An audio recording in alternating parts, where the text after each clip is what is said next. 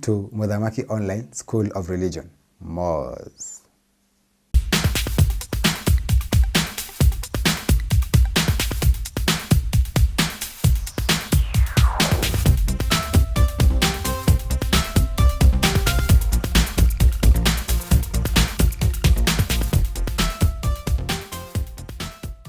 Today, we are still in Genesis 4. What is the topic for today? Adam and Eve's marriage. So, they have sinned. God has clothed them with fig leaves. God has killed an animal to pay for their sins as a ransom for them. And God has done that for His majesty, for His glory, for His greatness. And He has placed east of the garden the cherubim. We shall also be discussing the cherubim in an upcoming video. And the cherubim are guardian angels. They have driven out Adam and Eve out of the garden. First of all, for us to understand Adam and Eve's marriage, you have to understand the garden. What is the Garden of Eden? The Garden of Eden is, yes, just a garden, a vineyard, full of nice stuff. Rivers, waters, fruits, whatever. Call it. It was paradise, for us at least. So when they're driven out of the Garden of Eden, what does that mean? Symbolically, it means that they are driven out of the presence of God. There are two cities, yes. Many of you have read or heard at least of Augustine of Hippo, one of the earliest church fathers. He juxtaposes two cities, the city of God and the city of man. And this is where he gets his first idea from. When Adam and Eve were living in the Garden of Eden, life was awesome. They never argued. They were good. Their marriage was really intact. They weren't friends though. They were just lovers. They didn't even understand the concept of, a marriage, basically. They were like children, but they loved each other. They had deep feelings of affection, as we covered in our previous video. At least I think they had eros, if not ludus, or infatuation, I don't know. But they had some feeling of affection towards each other. Now they have been driven out of the garden, meaning out of God's presence. They are where? They are in the city of man. Who is the governor in the city of man? Yes, the devil. So there are two cities here, in the garden, the city of God, or outside of the garden, where in the city of man. In the city of God, God rules. In the city of man, the devil rules. Why doesn't man rule? Because he's so weak. The devil will always twist his feelings and emotions and actions. And although he wants good, he doesn't do good. He ends up doing evil. Even what he thinks is good ends up being evil. So Adam goes out and Eve, where? In the city of man. And God, when the angel Michael, who is the head of the cherubim, was sending out Adam and Eve, he gave Adam seeds to plant. Remember that God had told Adam that the ground is cursed on your account. So Adam will now have to fend for himself, no longer picking up plums and sweets and bananas from the trees. Now he'll have to plant and wait and grow, meaning the first thing God tells them, they'll have to be farmers, one way or the other. They have to fend for themselves. So Adam first, being the man now, being the provider of the family, he has to plant the seeds. And the first time he planted the seeds, they didn't grow. They didn't grow for whatever reason. We are not told.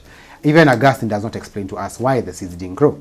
Yet they were from the Archangel Michael himself. So again, Adam goes back to the Archangel Michael. And Michael comes down and tells Adam that sometimes in the city of man, things just don't grow. This is no longer paradise. Things will be difficult and hard. And sometimes it's almost a gamble. You do something, you do to the best of your ability, and it doesn't work out as you thought it would. So Adam, the Archangel Michael again gives Adam more seeds to plant. And this time he gives him more. So Adam now plows a larger portion of land and plants the seeds. All this time, they are eating from the land. There were wild bushes and wild fruits growing. So Eve didn't like the wild fruit. Why? Because she was comparing them to the ones that they used to have in the garden. So that was their first fight. It was about food. So they fought with Adam, like Eve had issues with Adam. First of all, remember when Eve and Adam ate the apple, the devil had put his seeds. What seeds were they? They were the seeds of lust. So Eve now had emotions also. It's reported that by Augustine that Eve had emotions of love or lust towards Adam. But she couldn't explain these emotions because remember, they didn't even know what emotions are. So Eve felt all these feelings for Adam, and Adam wasn't reciprocating. So it was not only about the food, it was also about the emotions, which begs the question, today in marriages, how many people Whenever people fight for one reason, it's always for another reason. You know, somebody was, if you've ever dated for a long time, you know what I'm saying. So again, it was the same scenario. Like, it wasn't really for the food. It was for the feelings. Eve had all these feelings towards Adam, and Adam was not reciprocating the feelings. Adam was aloof. For him, he was fixed on providing for the family. So what does Eve do? Eve and Adam blame each other. Eve blames Adam for the failure of planting the seeds and for the failure of them not growing. Adam reminds Eve that, by the way, if it weren't for you, I wouldn't even be here in the first place. I didn't want to take the fruit. You took the fruit. I ate it so that I can fall for you. Remember again, watch our previous videos. We said that Adam, for sure, knew that eating the fruit would be wise, would be unwise, it would be evil. Because God spoke with Adam. God didn't speak to Eve. So Adam knew. But Adam loved Eve. Remember, Eve is Adam's second wife. So Adam loved Eve. She was better than Lilith, the first wife. So Adam knew that God would inevitably send Eve away and out of the garden. And Adam could no longer live without Eve, remembering how lonely he was before. So Adam took the fruit to be with Eve. So when Eve reminded Adam that, hey, you know, you're a failure, dude, you're not providing anything, you're bringing home squat. Adam reminded Eve that, by the way, if it weren't for you, we wouldn't even be here in the first place. So they blamed each other back and forth, and they argued. And what did they do? Eve left.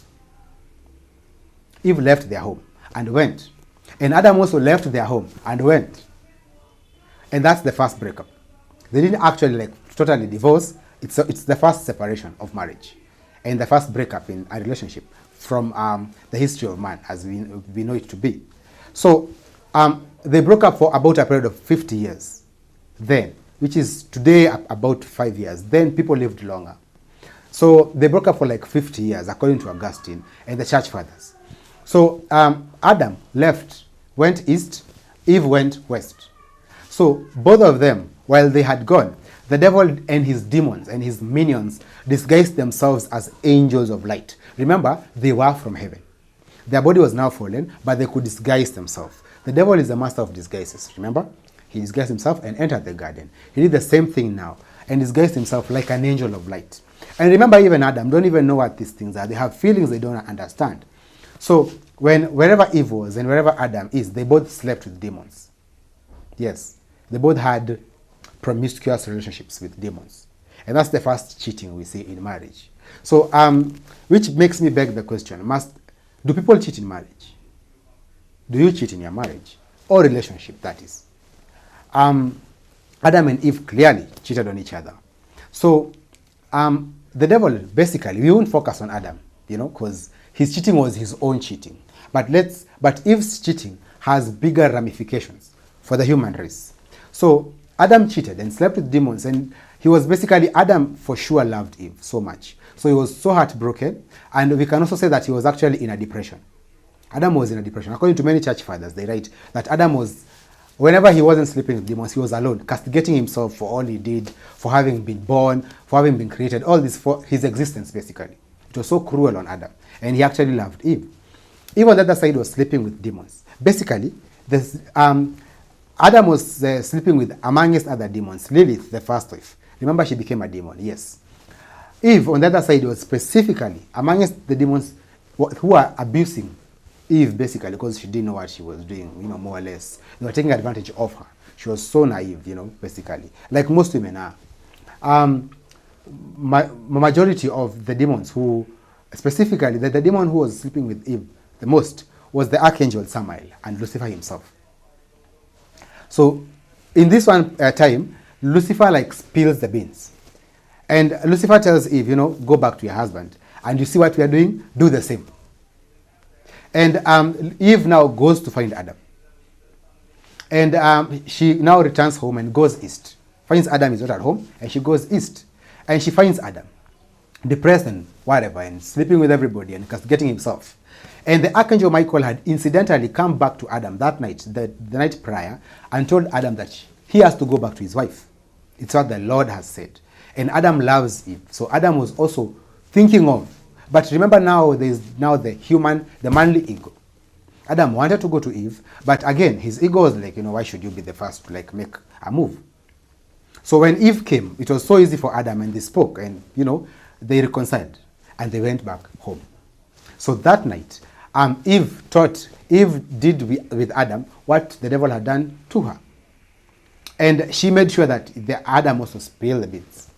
So what did Eve do? Eve became pregnant.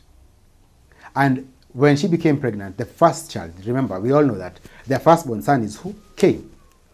And you can see that Eve says, when she bears Cain, which is Hebrew, is kainin, to produce, to deliver. Eve says that, I have delivered a child by the help of the Lord. Who is this Lord? Did Eve sleep with God? I mean, sincerely, no. You get?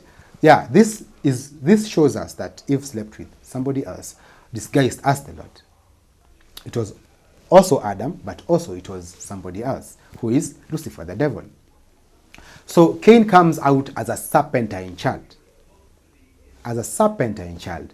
Cain is half human and half Gregory, or what they call demon.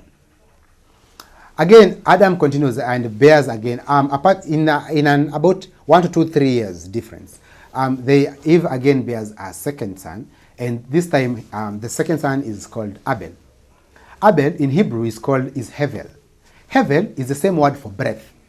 Why? Because when Adam was consummating the marriage with Eve this second time, it was not only for lust. Remember, the devil slept with Eve for lust. Adam slept with demons for lust. And Cain is a child of lust. But the second born son, who is Abel, Hevel, breath, Eve names the second child Abel, which means Hevel, which means breath. Why? Because Adam first kissed Eve.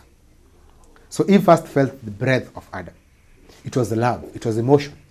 So Abel is a child of love, unlike his brother. So they both grow up together, and one of these fine days, after a few years, when the boys have grown up, about the age of 14, 15 years, Eve has a dream where she dreams that Cain is drinking the blood of his brother Abel. And Abel is begging Cain not to stop drinking his blood. And Cain is not understanding. Cain drank the whole of Abel's blood and finished it. So Eve told Adam that, I think Cain is planning to kill Abel, our son. Adam really loved Cain. Eve really loved Abel. And so Eve was very disturbed. And Adam said, let me go to the garden where they are working to see what's happening. It is the same day that Cain had told his younger brother Abel, let's go to the farm, and he had killed Abel. So Adam just arrived in the garden the same time that Cain had just killed his brother, and the blood was already wallowing in the ground, being sipped by the ground, which means that Cain not only killed Abel, it was a ritual death. Why? Because the devil had appeared to Cain the day prior, and the devil had stoned an animal before Cain's eyes. So Cain had seen what murder looks like. Remember, we also don't know what murder looks like. We're just nice human beings. And so Cain had done the same with Abel. He took a stone and hit Abel on the head, just like he had seen the devil, his father, kill. And how do we know that this is true? Jesus said that the devil is a murderer, and he's the father of lies and a murderer, and he has been a murderer from the beginning. Why? Because he taught Cain how to kill, because he is a killer and he's a hater of human beings. So Adam and Eve's marriage from there stabilizes. Why? Because they focus on not only themselves, but now they have something to fight for. They now understand that there is evil and good in the world. So from there, their marriage is basically rearing the children. And they have other children. Seth is born, which we shall discuss in another upcoming video. And they also have daughters, Awan, Azura, and other daughters who are not named in the scriptures. But we shall also discuss them in the next video. However, why doesn't Cain completely leave? Why doesn't Adam completely leave Eve? And why does Eve come back to the husband? And why are they still together? Because most likely, clearly we see that this is not a loving relationship. If you look up the matter more, if you dig deep into these issues, you find that Adam and Eve stay together for two reasons. Number one, they want to bear children, and they love their children. So they want to bring up their children together as a family. So they stay together not for their marriage, but for the sake of the family. And number two, they stay together because Adam remembers his loneliness before Eve. And Eve imagines the loneliness she had when she was out, away from Adam's presence. And both of them can't be alone because they are lonely. So they stay together because of two things: family and company. Which begs me to ask you, why are you with the person you are with? Does Adam and Eve's marriage prefigure our own marriages and relationships with each other? Are you with the one you are with because you love them? Or are you loving the one you are with? Answer that question for me. I want to also take this opportunity to thank all our subscribers, especially our new subscribers. You people are doing miracles for us. Sincerely speaking, I go to my dashboard every day, I find 2 or 3 new numbers, 2 or 3 new subscribers, and I want to thank you so much. I want to also thank our likers and the notification gang in particular. We are doing this for you. We want to find God. All of us are studying. I know nothing. I'm studying every day. I'm researching. We are all discovering. We are all on this journey of finding our first love. Who God is, we want to have the information because we are aiming for faith and not for religion. We want to really understand so that we can shape our lives today. We have a chance today to shape our lives and to live the best life that we can because we are children of the Most High God. Having said that, ladies and gentlemen, I want to beg you, goodbye. I am yours, Mr. Mbugua, your humble teacher student. I love you so much. Thank you.